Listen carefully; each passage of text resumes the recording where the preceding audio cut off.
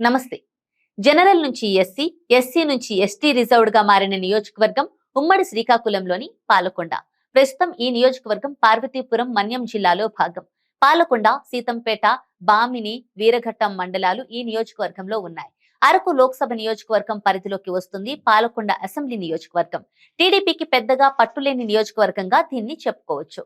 పాలకొండ నియోజకవర్గానికి ఇప్పటి వరకు 15 సార్లు ఎన్నికలు జరిగాయి. 4 సార్లు కాంగ్రెస్, 4 సార్లు టీడీపీ, 2 సార్లు వైఎస్ఆర్సీపీ, 2 సార్లు ఇండిపెండెంట్లు, 2 సార్లు స్వతంత్ర పార్టీ అభ్యర్థులు, ఒక్కసారి జనతా పార్టీ అభ్యర్థిని ఇక్కడ ఓటర్లు తమ ఎమ్మెల్యేగా ఎన్నుకున్నారు.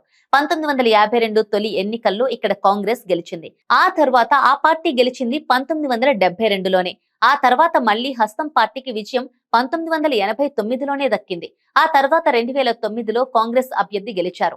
అంటే ఇక్కడ ఒక్కసారి కాంగ్రెస్ గెలిచిన తర్వాత మళ్లీ విజయం అందుకునేందుకు 20 ఏళ్లు ఆగాల్సి వచ్చింది. 1983, 1985లో టీడీపీ వరుసగా విజయం సాధించింది. 2014, 2019లో వరుసగా వైఎస్ఆర్సీపీ తరపున విశ్వసరాయ్ కళావతి పాలకొండలో గెలుపు అందుకున్నారు.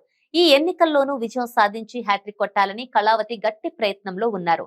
1989లో కాంగ్రెస్ తరపున విజయం సాధించిన పీజే అమృత కుమారి 1999లో ఇండిపెండెంట్ గా గెలిచారు. నియోజకవర్గంలో ఎస్టీ జనాభా ఎక్కువ. ఎస్సీ మాలలు, తూర్పు కాపుల సంఖ్య కూడా ప్రభావిత స్థాయిలో ఉంటాయి. రాజకీయంగా ఎస్టీలు ప్రాతినిధ్యం వహిస్తున్నప్పటికీ చక్రం తిప్పేది తూర్పు కాపులే. అన్ని ప్రధాన పార్టీల్లో పెత్తనం వారిదే. 2009లో ప్రజారాజ్యం తరపున పోటీ చేసిన ప్రస్తుత ఎమ్మెల్యే విశ్వసరాయ్ కళావతి ఆ ఎన్నికల్లో ఓటమి చవిచూశారు. ఆ తర్వాత వైసీపీలో చేరిన 2014, 2019 ఎన్నికల్లో ఎమ్మెల్యేగా విజయం సాధించారు. ఆమె తండ్రి విశ్వసరాయ్ నరసింహారావుకు గిరిజన నేతగా ఉన్న గుర్తింపు ఆమె విజయంలో దోహదపడుతోంది. 2014 ఎన్నికల్లో 1620 ఓట్ల మెజారిటీ మాత్రమే సాధించిన 2019లో మాత్రం 11 పెంచుకొని 17,980 ఓట్ల మెజారిటీతో ఘన విజయాన్ని అందుకున్నారు.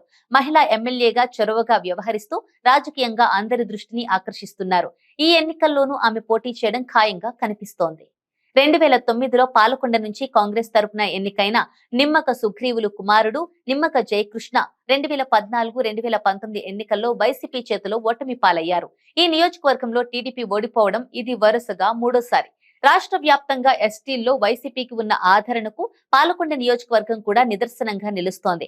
టీడీపీకి తూర్పు కాపుల్లో ఆదరణ ఉన్నా ఎస్సీ, ఎస్టీ ఓటర్లు మాత్రం సైకిల్ ను దూరంగా పెడుతున్నట్టు కనిపిస్తోంది. పాలకొండలో కమ్యూనిస్టులకు కూడా కొంత ఓటు బ్యాంకు. అయితే అది గెలుపోటములను ప్రభావితం చేసే స్థాయిలో కనిపించడం లేదు. రాబోయే ఎన్నికల్లోనూ పోటీ చేసేందుకు టీడీపీ తరపున నిమ్మక జయకృష్ణ తీవ్రంగా ప్రయత్నిస్తున్నారు. కానీ పార్టీలో మరో వర్గం ఆయనకు టికెట్ ఇవ్వొద్దని మెలిక పెడుతోంది. వరుసగా 2 సార్లు ఆయన ఓడిన విషయాన్ని పార్టీ నాయకత్వం దగ్గర ప్రస్తావిస్తోంది. అంతర్గత విభేదాలు ఆ పార్టీకి కొంత ఇబ్బందికరంగా ఉన్నాయి. For more interesting updates, do like, share and subscribe to Volga News.